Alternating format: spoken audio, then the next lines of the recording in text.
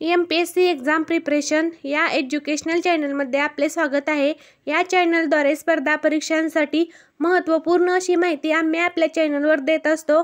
जर तुम्ही स्पर्धा परीक्षांची तयारी करत असाल, जसे की MPSC मार्फत घेण्यात येणाऱ्या सर्व पदांसाठी पोलीस भरती, तलाठी भरती तसेच ग्रामसेवक भरती या सर्व स्पर्धा परीक्षांच्या दृष्टीने हे व्हिडिओ अत्यंत इन्फॉर्मेटिव्ह असणार आहेत।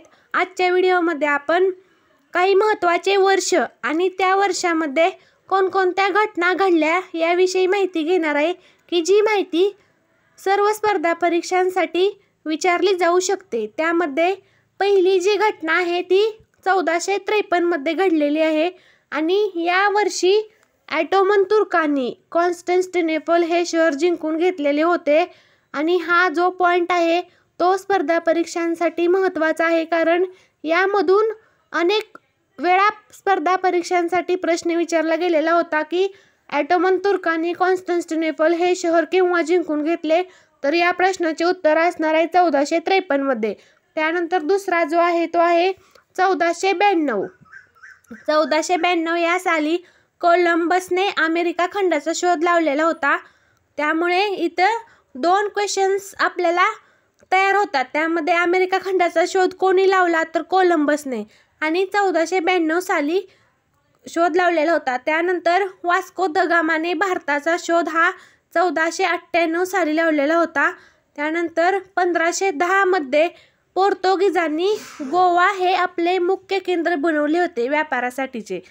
त्यानंतर 1600 मध्ये ईस्ट इंडिया कंपनीची स्थापना झालेली होती। हा देखील पॉइंट लक्षात ठेवणे गरजेचे आहे।